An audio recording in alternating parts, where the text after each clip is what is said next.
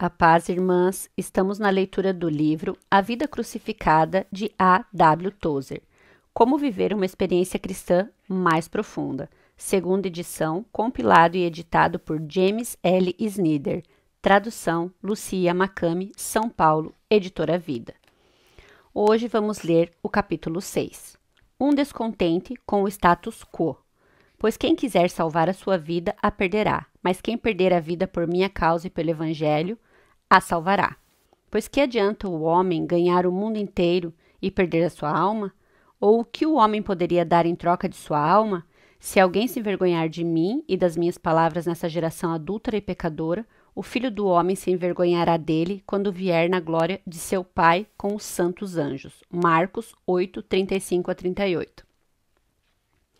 Depois da salvação, o Espírito Santo logo desperta, encoraja o novo cristão a prosseguir e insiste para que ele exorte os outros a prosseguirem. A ideia de que há uma vida cristã melhor do que a maioria das pessoas conhece não é uma ideia moderna. Remonta ao Antigo Testamento e à experiência de Israel. A história de Israel é, de fato, uma ilustração dessa verdade. Deus tirou milagrosamente os israelitas do Egito pelo Mar Vermelho, levando-os para o deserto e depois fazendo-os atravessar o Rio Jordão para entrarem na Terra Santa. Durante todo o percurso, Israel foi conduzido por uma nuvem durante o dia e uma coluna de fogo à noite. O povo bebeu água de uma rocha e a comida era angelical, vinda de cima. Toda a história de Israel está repleta de milagres, um após outro. No entanto, logo vieram as mudanças. Essas mudanças não ocorreram da noite para o dia, mas gradualmente ao longo dos anos. Devagar, mas sem dúvida, os israelitas se moveram do centro para o perímetro. Logo se prenderam ao exterior. Em vez de serem liderados por Deus dia após dia, passaram a se contentar em viver na rotina. Faziam hoje o que fizeram ontem, porque haviam feito no dia anterior. O fogo da interiorização. É aqui que os profetas do Antigo Testamento interferiram e chamaram Israel de volta para o centro para seguirem Javé. É o mesmo com a igreja hoje. Deus nos quer contentes, mas ficamos satisfeitos com meras palavras. Quando podemos simplesmente dizer algumas palavras de certa medida, satisfazemos a consciência. Amamos a forma sem adoração, mas Deus quer adoração com ou sem forma.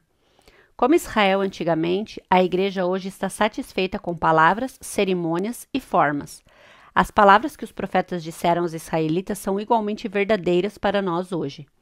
Deus quer que tenhamos contentamento, amor e adoração, a realidade espiritual interior daquele fogo divino interno. Quando esse fogo da interiorização se apaga, a exterioridade começa a se desenvolver. É nesse momento que Deus envia profetas e videntes para censurarem a forma vazia de culto, que é meramente ritual, e pleitearem aquilo que chamamos de vida mais profunda ou vida crucificada. Essa vida cristã é mais profunda que a vida da média dos cristãos e está mais perto do cristianismo ideal do Novo Testamento, que devia ser a norma. Não é difícil ver na história da igreja uma inclinação gradual para a exterioridade. Por vezes, Deus anima o seu povo com um avivamento poderoso. Começa a derramar seu poder e as pessoas são movidas e rompem com a exterioridade e com os rituais vãos e sem valor que ocupam grande parte de seu culto. Avançam para uma experiência com Deus acima da média e do que conheciam até aquele ponto.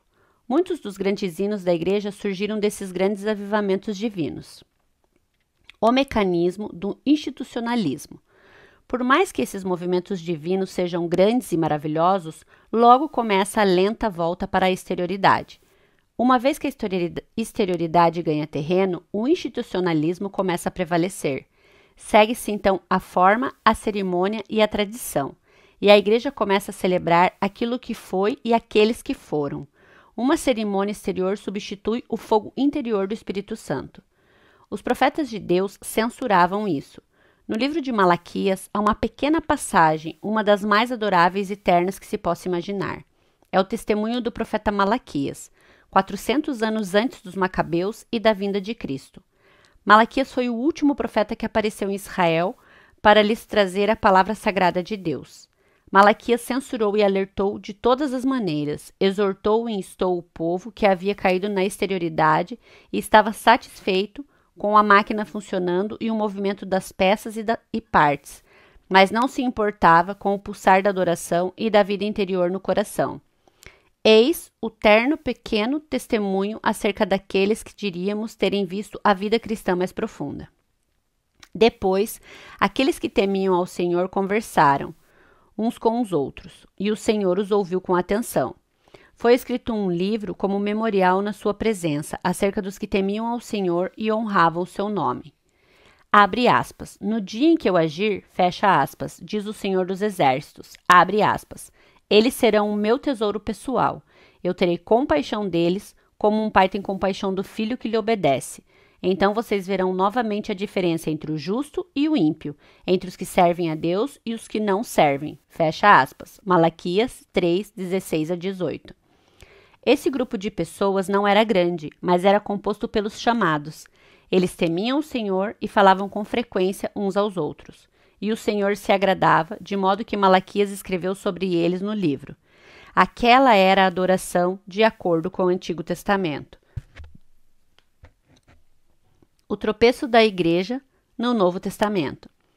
Então chegamos ao Novo Testamento com todas as maravilhas da encarnação, crucificação, ressurreição de Cristo e o derramamento do Espírito Santo no Pentecoste. A igreja começou como Israel antes dela havia começado, inflamada de vida e poder. A igreja era conhecida por sua simplicidade, junto com a fé, o amor, a pureza e a adoração. De novo, porém, o fogo interior acabou reduzido às cinzas da exterioridade.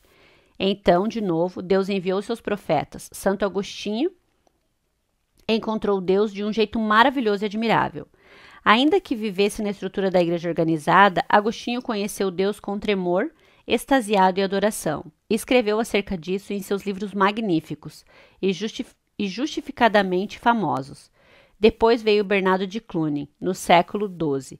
Ele sonhou que algum dia visitaria Roma e, após muito esforço e preparação, conseguiu realizar seu sonho. Foi a Roma e visitou a sede da igreja. Ali viu o que ocorria. Viu a pompa e solenidade dos sacerdotes. Viu que aquela forma e cerimônia, com pouca espiritualidade verdadeira em toda parte, mesmo entre aqueles em altos postos, havia prevalecido. Aquilo feriu seu coração de tal maneira que ele voltou a seu pequeno vale e se escondeu, escrevendo seu famoso A Pátria Celestial, uma das obras literárias mais extasiantes já escrita por um ser humano na Terra. Foi um clamor poderoso de um homem sedento de Deus, protestando contra todo formalismo e particularmente contra a corrupção que via na igreja. São Francisco de Assis também chegou protestando contra esse formalismo na igreja.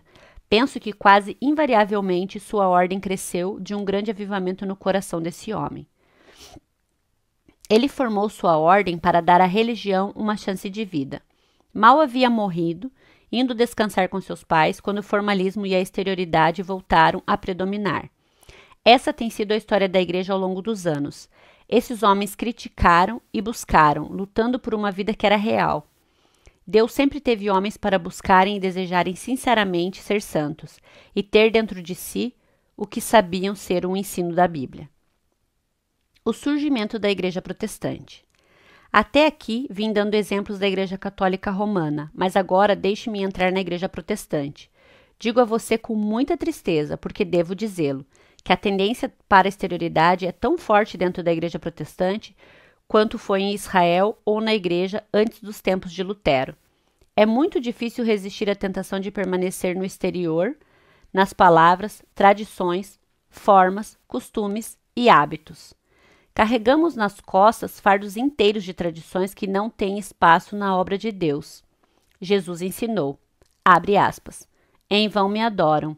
Seus ensinamentos não passam de regras ensinadas por homens, fecha aspas, Mateus 15, 9. Se pudermos permitir que uma palavra substitua o ato, ficaremos com a palavra, não com o ato. O vitral embaçado.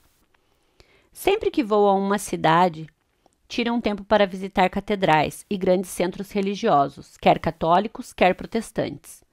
Numa cidade, um homem que me guiava disse, abre aspas, essas janelas que você vê são réplicas exatas de uma famosa catedral europeia.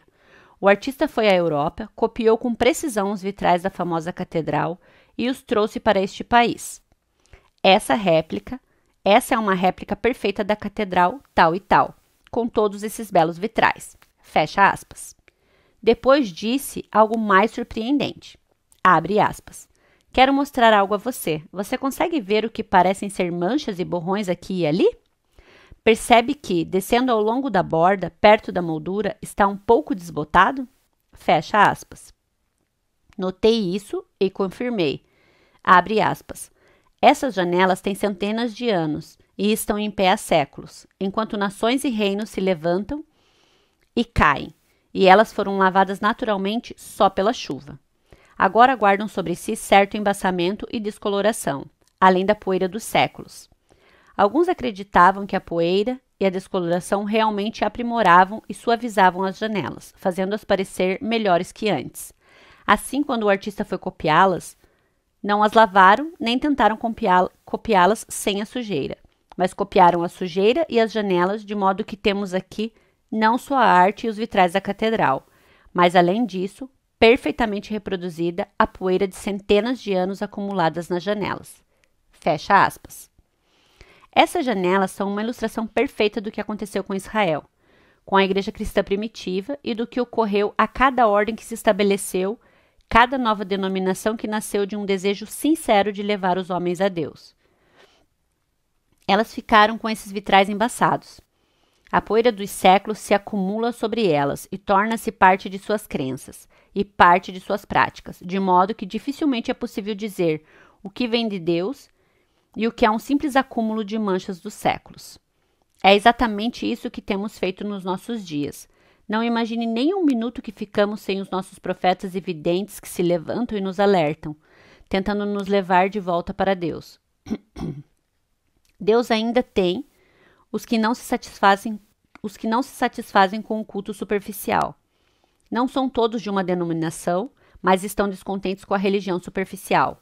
Eles anseiam por recuperar a verdadeira interioridade da fé e insistem na realidade. Não querem nada artificial, querem saber que tudo o que têm é real. Preferem ser pequenos e reais a grandes e irreais. Abre aspas. Até um cachorro vivo é melhor do que um leão morto. Fecha aspas. Conforme diz no Antigo Testamento, Eclesiastes 9:4. Assim, é melhor ter uma igreja pequena e real que uma grande igreja artificial. É melhor ter uma religião simples e real que ter uma grande cerimônia ornada apenas oca e vazia. A exclusividade do Novo Testamento. Infelizmente, há os que nada querem à parte o Novo Testamento.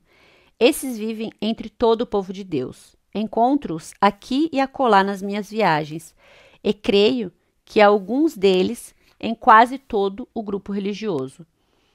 Lembre-se disto, você e eu somos levados à Bíblia, que é a rocha da qual bebemos a nossa água. Esse é o nosso maná, é a planta com a qual construímos a nossa catedral. É o nosso guia pelo deserto selvagem, é o nosso tudo em tudo, e nada mais desejamos. O povo de quem estou falando não quer nada que não esteja no Novo Testamento. A dificuldade ao longo dos anos, em regra, não foi que os homens ensinaram falsas doutrinas, mas que não viveram de acordo com a doutrina que ensinavam. Isso não se manifesta até um reformador ou profeta aparecer para censurar a igreja por sustentar a doutrina sem ter a realidade interior dela. Quando homens como John Wesley surgiram, não tentaram endireitar a igreja ou corrigir suas doutrinas. Eles insistiam no testemunho do coração de que as coisas ensinadas fossem reais em nós. Nós seguimos esses reformadores e profetas porque eles encontraram na palavra de Deus a realidade para o próprio coração e nada desejavam, exceto a Bíblia. Simplesmente desejavam o que a Bíblia tinha para eles. Esses, a respeito dos quais falo, só tinham uma fonte de riqueza e todas essas riquezas estão em Cristo. Para eles, Jesus Cristo era suficiente. Não era Cristo mais alguma coisa. Jesus Cristo era tudo em tudo para eles, plenamente suficiente.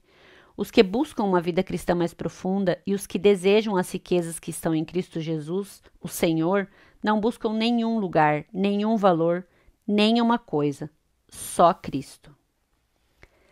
Caçadores de vantagens. Hoje em dia, muitos homens usam a religião como fonte de riqueza, fama, publicidade ou outra coisa. Usam a religião para obter algo para si. É óbvio que estão tirando vantagens do que acontece no momento, caçando os benefícios da novidade que surge, seja qual for. Tenho sobrevivido a inúmeros grupos que chegaram tentando lucrar com o que fosse popular na época. Enquanto esses homens se agarravam ao que era popular no momento, continuei firme pregando o evangelho. Nunca preguei a grandes multidões, pelo menos não na minha própria igreja, mas preguei um Cristo coerente. Esse desejo de obter seguidores, de ser conhecido, de ter reputação, não é para o que estão vivendo a vida crucificada. Os que andam e vivem segundo a vida crucificada não desejam essas coisas e estão dispostos a perder a reputação, se preciso, para continuarem com Deus e prosseguir rumo à perfeição. Eles não buscam nenhum lugar, nenhum valor, nenhuma coisa. Os que têm sede de Deus não voltarão a cabeça para serem eleitos em algum lugar para alguma coisa. Só cristãos estáticos buscam posições eclesiásticas elevadas. Eles querem ser alguém antes de morrer. Por vezes, ouço acerca da morte de algum poderoso aos olhos do mundo. Digo de imediato a mim mesmo: e agora, irmão? Enquanto você vivia, galgou os degraus do sucesso, espizinhando outros homens em nome de Cristo e da religião. Agora está morto. Os vermes vão comer você, enquanto sua pobre alma, suja e manchada, agora enfrenta o juiz de toda a terra. E agora, meu caro? Misericórdia, Senhor. A vida crucificada dos que buscam Deus. Os que vivem a vida crucificada não buscam lugar ou riqueza, fama ou altos postos. Pelo contrário, querem conhecer Deus e estar onde está Jesus. Só conhecer Cristo, isso é tudo. Paulo disse, abre aspas. Mais do que isso, considero tudo como perda, comparado com a suprema grandeza do conhecimento de Cristo Jesus, meu Senhor, por quem perdi todas as coisas. Eu as considero como esterco para poder ganhar a Cristo. Fecha aspas. Filipenses 3:8. Os que buscam Deus ficam profundamente insatisfeitos com meras formas. Não se pode iludi-los com berloques pintados. Eles querem conteúdo. Em todas as denominações, em todos os lugares, há pessoas devotas buscando a face de Jesus. E a bondade e a caridade me fazem dizer que alguns deles estão do lado de lá da cerca. Por exemplo, Thomas Merton buscava a Deus. Creio que ele era um exemplo daqueles que nunca deixaram a antiga Igreja Católica Romana, mas conheceram Deus e o buscaram. Pessoalmente não consigo entender por que não a deixaram, mas creio que há outros poucos desses homens e mulheres. Assim, Deus tem pessoas em toda parte, conhecidas pelo fato de odiarem meras formas. Ainda que posso conviver com elas, tem algo dentro de si que é maior que tudo isso. Quando o irmão Lourenço, nascido irmão Nicolau, autor de Praticando a Presença de Deus, estava em seu mosteiro, disse: aprendi sozinho a orar para Deus. Eu simplesmente falava com Deus o tempo todo. Tudo o que estava fazendo, lavando louça, viajando, o que fosse, estava falando com meu Pai Celeste. Desenvolvi tal senso da presença de Deus perto de mim que nunca perdi por 40 anos. Não preciso de formas, não preciso das formas deles. Eles me deram horas marcadas para orar e eu fiz isso. Fui obediente, orava nas horas estabelecidas, mas isso não era nada mais do que eu fazia em todos os outros momentos. Eu tinha aprendido sozinho o segredo interior da comunhão com Deus. Eu já tinha encontrado Deus e estava em comunhão com Ele o tempo todo. O irmão Lourenço fazia o que lhe era ordenado e sorria, mas dizia que aquilo não significava nada. O progresso do cristão mediano hoje. O progresso do cristão mediano hoje não é suficiente para satisfazer os anseios daqueles que buscam Deus. Eles querem algo melhor. O cristão mediano hoje não faz muito progresso espiritual. Ele se converte, una-se à igreja e 5 anos depois está de volta ao ponto onde começou. 10 anos depois ainda está onde estava ou até um pouco atrás. Isso não é satisfatório para os que buscam Deus, têm sede e fome dele.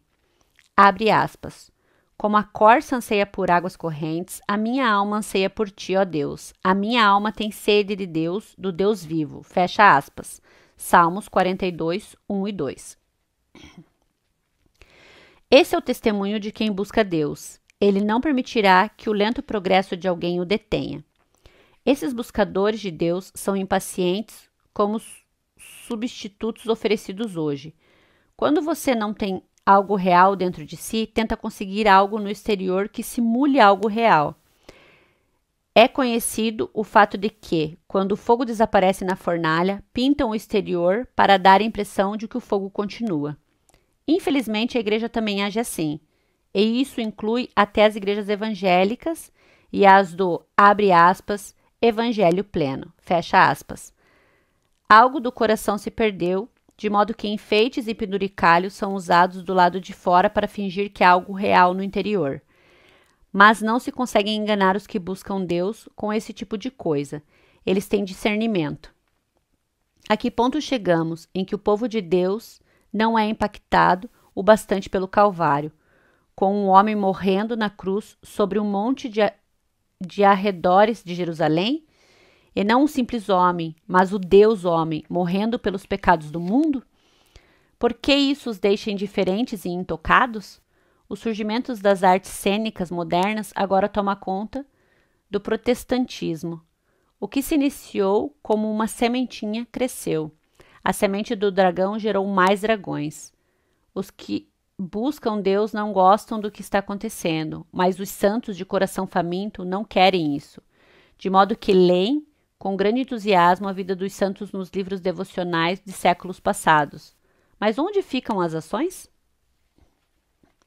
A comunhão dos profetas.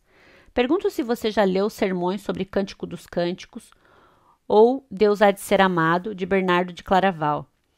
Você porventura leu A Noite Escura da Alma, de São João da Cruz? Ou A Escala da Perfeição? Ou Aguilhão do Amor, de Walter Wilton? Ou A Emenda da Vida, de Richard Rolle? Ou A Vida do Servo, ou O Pequeno Livro da Sabedoria Eterna, de Henrique Suso? Ou os grandes sermões de John Tauler e Mestre Eckhart? E quanto à Imitação de Cristo, de Thomas Kempis? Ou a Introdução à Vida Devota, de Francisco de Sales? Ou A Nuvem do Desconhecido? Ou as Cartas de Samuel Rutherford? Ou as obras de Guilherme Lau? Ou as cartas de François Fénelon?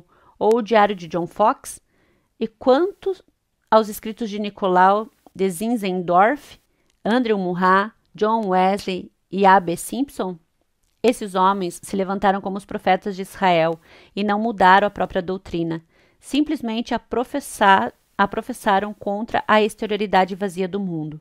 Eles procuraram recapturar a glória que estava em Jesus Cristo, o Senhor, de adoração e oração e do desejo de ser santo.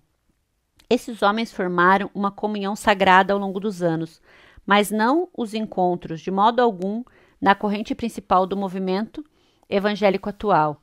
Há homens no movimento evangélico atual que são simplesmente comuns, sem sede de Deus. Eles ressoam seus sermões semana após semana, fazem pequenas viagens aqui e acolá, pescam e jogam golfe, por aí, e depois voltam para pregar. Seguem adiante e passam a vida desse modo, mas não se conseguem falar muito tempo com eles, porque não há nenhuma substância para comentar após alguma conversa fiada. Nem todos os pregadores são assim.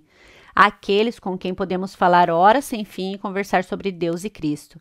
Essas pessoas são práticas, limpas e serenas, e não têm simpatia por falsas doutrinas, mantendo distância dos extremos da excitação e do fanatismo. Elas só querem saber de Deus e de serem santas. Querem buscar a face de Jesus até brilharem com a luz dele. Descrevi essas pessoas porque o que realmente quero saber é se descrevi você. Não se trata de saber a que profundidade você chegou, mas se está com a roupa de mergulho. Não pergunto a distância que a flecha alcançou, mas se ela saiu do arco. Não se você é perfeito, mas se tem sede da perfeição. Ou sua religião é social? Você está satisfeito com a religião do tipo, abre aspas, uma vez no domingo? Fecha aspas. Deus deu a você o vento, a chuva e um corpo para abrigar a sua maravilhosa alma. Ele concedeu a você uma mente maravilhosa e muitas habilidades. Ele o sustenta, o apoia, mantém seu coração batendo e espera receber você adiante. Mas você joga migalhas para ele, de modo que Deus fica com as sobras? Deus só conhece os restos do seu tempo e você ainda diz que é seguidor do Cordeiro? Não se engane, você não é. E se não entrar, você não é se não entrar fundo na vida crucificada. Eu vou ler de novo, irmãs, porque é forte. Deus deu a você o vento, a chuva e um corpo para abrigar a sua maravilhosa alma. Ele concedeu a você uma mente maravilhosa e muitas habilidades. Ele o sustenta, o apoia, mantém seu coração batendo e espera receber você adiante. Mas você joga migalhas para ele, de modo que Deus fica com as sobras? Deus só consegue os restos do seu tempo e você ainda diz que é seguidor do Cordeiro? Não se engane, você não é, se não entrar fundo na vida crucificada. Você está cansado de exterioridade e tem sede de Deus? Eu tenho sede de Deus. Isso não é conversa de velhos, nem resultado de algo que eu tenha lido, exceto a Bíblia. Isso tem crescido em mim com os anos. A única coisa gratificante que tenho à parte de minha comunhão com Deus é o conhecimento de que não estou só na jornada. Deus tem em todos os lugares os seus que se revoltam contra fingimentos, textualismos, exterioridade e tradições. Eles querem buscar Deus pelo que Ele é, conforme revelado nas Escrituras pelo Espírito Santo. Deus tem o seu povo, mas não há muitos nesse povo. Você é um? Castelo Forte ao Nosso Deus, Martinho Lutero, 1483 a 1546. Castelo forte ao nosso Deus, escudo e boa espada, com seu poder defende os seus, a sua igreja amada. Com força e com furor nos prova o tentador, com artimanhas tais e astúcias infernais, que iguais não há na terra. A nossa força nada faz, estamos nós perdidos, mas o nosso Deus socorro traz e somos protegidos. Defende-nos, Jesus, o que venceu na cruz, Senhor dos altos céus, que, sendo o próprio Deus, triunfa na batalha. Se nos quisessem devorar os demônios, não contados, não nos podiam assustar, nem somos derrotados. O grande acusador dos servos do Senhor já condenado está, vencido cairá, por uma só palavra. Sim, que a palavra ficará, sabemos com certeza, pois ela nos ajudará com armas de defesa. Se temos de perder família, bens, poder, e embora a vida vá, por nós Jesus está, e dar-nos-á seu reino. Amém, irmãs? Terminamos aqui o capítulo 6.